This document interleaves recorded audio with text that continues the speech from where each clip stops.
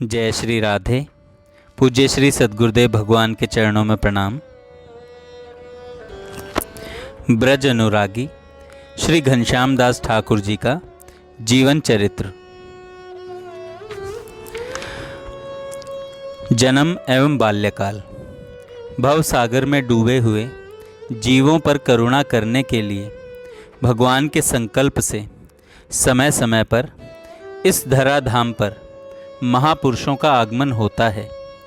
इन महापुरुषों के साथ उनके पार्षद गण भी अवतरित होते हैं। ये पार्षद गण महापुरुषों की जागतिक लीला में सहयोग देते हैं और अपनी अपनी भूमिका निभाकर पुनः उनकी नित्य सेवा में उपस्थित हो जाते हैं। जगत के अनेक सौभाग्यशाली जीव इन महापुरुषों से आकर जुड़ते हैं और निज स्वरूप का साक्षात्कार प्राप्त कर सदा सदा के लिए दिव्य अति दिव्य अक्षय भगवत लीला में सम्मिलित हो जाते हैं। भगवत धाम से आए हुए ऐसे ही एक भगवत प्राप्त सिद्ध महापुरुष थे परम पूज्य श्री बालकृष्ण दास जी महाराज, जिन्होंने रस मार्ग की उच्चतम अवस्थाओं का अनुभव प्राप्त किया और उसे अपने आश्रित जनों में बांटा। इस प्रकार उनके लिए एक सुगम पथ का निर्माण किया। इन्हीं के एक प्रधान शिष्य श्री ठाकुर जी हमारे चरित्र नायक हैं, जिनका पूरा नाम श्री घनश्याम शर्मा है। इनका समग्र जीवन महदजनों की सेवा में समर्पित हुआ। इन्होंने अपने स्वत्व को पूर्ण रीत्या पूज्य गुरुदेव के श्री चरणों में विलीन कर दिया। पूज्य श्री ने भी अपने इस सुयोग्य शिष्य को हीरे की भांति तराश कर अति बहुमूल्य बना दिया। शुचि नाम श्रीमताम गेहे योग भ्रष्टो अभिजायते उक्ति के अनुसार श्री ठाकुर जी का जन्म एक पवित्र ब्राह्मण कुल में हुआ था। इनके पिता पंडित श्री लक्ष्मी नारायण शर्मा जी एक विद्वान ज्योतिर्विद ब्राह्मण थे। इनमें स्वाभाविक रूप से त्याग एवं तप की वृत्ति थी। किशोरावस्था में ही ये विरक्त रूप से घर छोड़कर भारतवर्ष के प्रमुख तीर्थ स्थलों का पैदल ही दर्शन कर आए थे। एकांत में भगवत चिंतन की तल्लीनता में इनके नेत्रों से अश्रुधारा प्रवाहित होती रहती थी। प्रारब्धवश भविष्य में इन्होंने गृहस्थ आश्रम स्वीकार किया था। ये अति मधुर कंठ से रुक्मणी मंगल, गंगा लहरी एवं श्रीमद् भागवतम आदि ग्रंथों का गायन प्रवचन किया करते थे। आसपास के लगभग 40 गांव के लोग इन्हें अपने आचार्य के रूप में मानते थे। कथा कहना, विद्या अध्ययन, अध्यापन एवं कृषि आदि कार्य इनकी जीविका के साधन थे। ज्योतिष विद्या में भी ये निष्णात थे। इन्हीं के सबसे छोटे पुत्र के रूप में भाद्र कृष्ण एकादशी 24 अगस्त सन 1935 की मंगलमयी प्रभात बेला में अलीगढ़ जिले के खैर तहसील के धांधोली गांव नामक ग्राम में श्री ठाकुर जी का जन्म हुआ था। धांधोली नामक ग्राम में श्री ठाकुर जी का जन्म हुआ। माता पिता ने अपने सुंदर पुत्र का नामकरण घनश्याम सुंदर किया। श्री ठाकुर जी की जन्म कुंडली के ग्रह नक्षत्रों को देखकर इनके पिताजी ने कहा, यह बालक कोई संत पुरुष है जो अपनी अधूरी योग साधना पूरी करने हमारे यहाँ आया है। अपनी साधना पूरी करके यह पुनः अपने गंतव्य पर पहुँच जाएगा। इसके लिए किसी को चिंता करने की आवश्यकता नहीं है। अलौकिक भक्त रत्न को जन्म देकर माता श्रीमती जावित्री देवी की कोख आज धन्य हुई। बालक के जात संस्कार आदि कर्म विधिवत संपन्न हुए। गांव की स्त्रियों ने मंगलमय बधाई गान से पंडित लक्ष्मी नारायण जी के घर को उल्लास से भर दिया। पंडित जी ने भी अत्यंत प्रमुदित होकर सभी समागत अतिथियों का आदर सत्कार किया। लोगों ने बालक का मुख दर्शन किया और उसे अनेक आशीर्वाद दिए। सो कुल धन्य उमा सुनु, जगत पूज्य सुपुनीत, श्री रघुवीर परायण जेहि, नर उपज विनीत। आज इनका कुल पवित्र हुआ, जहाँ ऐसे भगवत भक्त ने जन्म लिया। भरद्वाज गोत्रीय इनके पूर्वज मथुरा जिले के बाजना ग्राम के निकट सकतपुर ग्राम के निवासी थे। बाद में श्री ठाकुर जी के प्रपितामह पंडित हरिनाम जी शर्मा सपरिवार नौह झील तहसील के पास धांधोली नामक ग्राम में जाकर बस गए थे। इस ग्राम में बहुत ही धार्मिक वातावरण था। प्रायः संत महात्माओं का वास बना रहता था। श्री हरिनाम शर्मा जी के पुत्र पंडित मदन गोपाल शर्मा थे, जिनका मात्र 35 वर्ष की अल्पायु में ही देहावसान हो गया था। पंडित मदन गोपाल जी के पुत्र पंडित लक्ष्मी नारायण जी शर्मा को ही श्री ठाकुर जी के पिता होने का सौभाग्य प्राप्त हुआ। नन्हा शिशु घनश्याम सुंदर जन्म के समय जब लेटा रहता था, तब वह अपने पैरों पर पैर चढ़ाकर सुखासन की मुद्रा बना लेता। यह देखकर माता को बड़ी चिंता होती कि कहीं इसके पैर ऐसे ही मुड़े न रह जाएं। तब पंडित लक्ष्मी नारायण शर्मा कहते कि चिंता मत करो, यह कोई योगी है जो अपनी अधूरी योग साधना को पूरी कर रहा है। इसके पैर तो पूरी तरह ठीक हैं। वात्सल्यमयी माता अपने बालक के पैरों को सीधा करके देखती तथा पैरों में हलचल होते देखकर आश्वस्त हो जाती। बालक का गौर वर्ण, सुंदर रूप, घुंघराले केश व चपल चेष्टाएं सभी का ध्यान अपनी ओर आकर्षित करती थीं। भाई बहनों में सबसे छोटे होने के कारण ये सबके लाडले थे। कुछ बड़े होने पर अपने अग्रज के साथ खेल कूद में ही इनका पूरा दिन बीतता। रोना तो जैसे ये जानते ही नहीं थे। सर्वथा निर्भय होकर पूरे गांव में घुमा करते थे। एक बार इनके हाथ से दूध का बर्तन छूटकर गिर गया और सारा दूध फैल गया। जब मैया नाराज होकर इन्हें पकड़ने दौड़ी, तब ये कहीं जाकर छिप गए और सायंकाल तक छिपे रहे। मैया बड़ी व्याकुल हो गई और लालटेन लेकर इन्हें ढूंढने निकली। काफ़ी देर बाद इन्हें भिटौरे के पीछे छिपा हुआ पाया। घर में दूध दही की कमी तो थी नहीं। नित्य प्रातःकाल जब मैया दही बिलोती और माखन के लौंदे को उछालकर मट्ठे का निस्सारण करती, तब तत्काल न जाने कहाँ से आकर घनश्याम लोनी तोड़कर भाग जाते।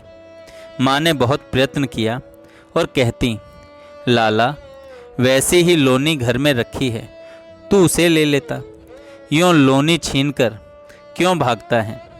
तब ये हंसते हुए कहते, मैया मुझे तो ऐसे ही खाने में अच्छा लगता है। जब मैया गाय का दूध काढ़ती, तब सीधे थन के पास मुख ले जाकर ये कहते, मैया दूध की धार मेरे मुख में कर दे। मैया वैसा ही करती, सीधे गाय के थन को मुंह में लगाकर इन्हें दूध पिलाती और ये कहते, दूध बड़ा मीठा है। घनश्याम सुंदर की मधुर क्रीड़ाओं को देखकर माता को अतिशय सुख प्राप्त होता। अभी ये मात्र 3.5 वर्ष के ही हुए थे कि इनके पिताजी का देह अवसान हो गया। जब इनके पिताजी रुग्णशैया पर अवस्थित थे, तब अपने तीनों पुत्रों को आगे कर इनकी माँ उनके निकट गई और उनसे पूछा कि इन बच्चों का जीवन निर्वाह कैसे होगा। इनके पिताजी ने बड़े पुत्र श्री नवल किशोर शास्त्री की ओर इशारा करते हुए कहा कि इन्हें संस्कृत पढ़ाना, ये अध्ययन अध्यापन के द्वारा अपना जीवन निर्वाह कर लेंगे।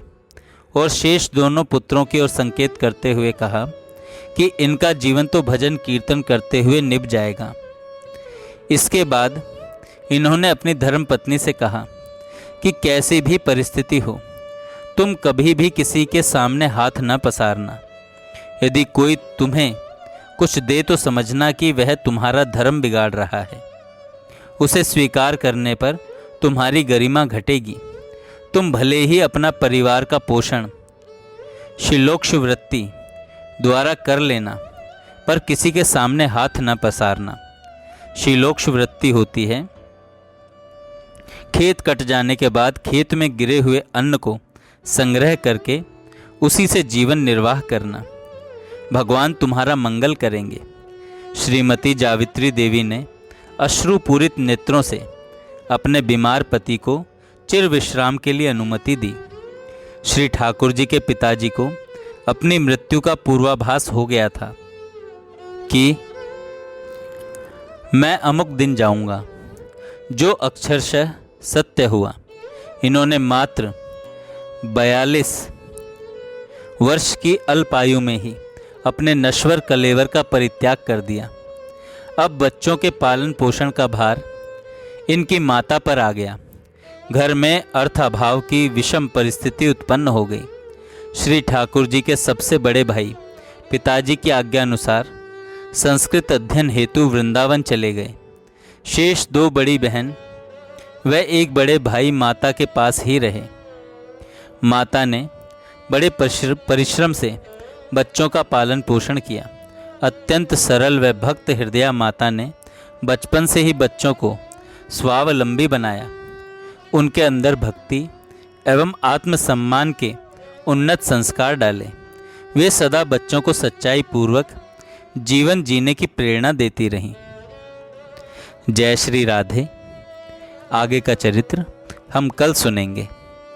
हमारे श्री घनश्याम दास ठाकुर जी के विषय में अनेक संतों ने कुछ उद्गार प्रकट किए हैं। आइए वे सुनते हैं। पूज्य पंडित श्री गया प्रसाद जी गोवर्धन वाले, वे कहते हैं घनश्याम दास ठाकुर जी के विषय में, ये साधारण बालक नहीं है, ये तो बाल संत हैं। इनमें संसार का तनिक भी प्रवेश नहीं है। अब तो मैं घनश्याम दास को संत ही मानू हूँ। पूज्य श्री राधा बाबा कहते थे, श्री कृष्ण ने मुझे बताया है कि यह बालक पूर्व जन्म में पर्याप्त साधना कर चुका है। अब इस जन्म में इसे विशेष साधना करने की आवश्यकता नहीं है। इसका द्वार मुझे सदैव खुला मिलता है और जो वस्तु मैं इसे प्रदान करता हूँ यह उसे ज्यों का त्यों ग्रहण कर लेता है।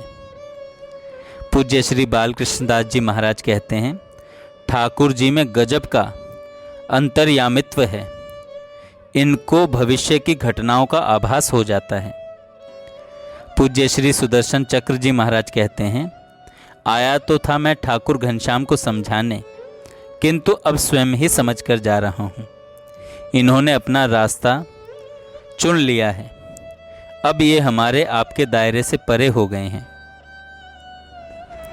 पूज्य माता श्री रमा देवी जी, जो वेणु विनोद कुंज में रहती थीं, वे पूज्य ठाकुर जी के विषय में कहती हैं कि रस वारिधि निमग्न परम पूज्य श्री महाराज जी, पूज्य श्री बालकृष्ण दास जी महाराज के परम प्रिय शिष्य श्री ठाकुर जी, श्री घनश्याम जी एक महान विभूति थे। इनका व्यक्तित्व निराला ही था। यह तो वहीं से भक्ति के संस्कारों से सुसज्जित होकर आए थे। ये संत महापुरुषों के हाथों का खिलौना थे। त्याग वैराग्य रूपी श्रृंगार से सुशोभित तथा कठोर साधनों से सुगठित थे। मैंने इनके दर्शन सन 1947 में राम कुंज में ठाकुर स्वरूप में किए थे। बाद में ये विरक्त होकर वृंदावन में श्री बालकृष्ण दास जी महाराज जी के चरणों में आ गए। सूक्ष्म रूप से खान पान नित्य नियम पूर्वक 3.5 लाख महामंत्र नाम जप, यही इनकी दिनचर्या थी। एक मैली साफी पहनना तथा बनियान में ही रहते थे। पूज्य महाराज जी तथा पूज्य राधा बाबा इनकी रहनी से तो बहुत प्रसन्न थे। दोनों महापुरुषों ने इन्हें आज्ञा दी कि सफ़ेद खादी की धोती कुर्ते में सादे वेश में रहो। इस आज्ञा का पालन करते हुए ये आजीवन खादी की धोती कुर्ती में ही रहे एवं नियमित कठोर साधन करते रहे। पूज्य महाराज जी के निकुंज गमन के पश्चात इन्होंने अपनी रहनी एकदम एकाकी बना ली थी। कुटिया पर चले जाते अथवा तमाल कुंज में रहते। इनके जीवन चरित्र को प्रकाशित करने का आग्रह परिकरजनों द्वारा बहुत दिनों से किया जा रहा था। प्रस्तुत ग्रंथ से हमारे इसी उद्देश्य की पूर्ति हो रही है। जय श्री राधे। बाकी का चरित्र हम कल सुनेंगे। जय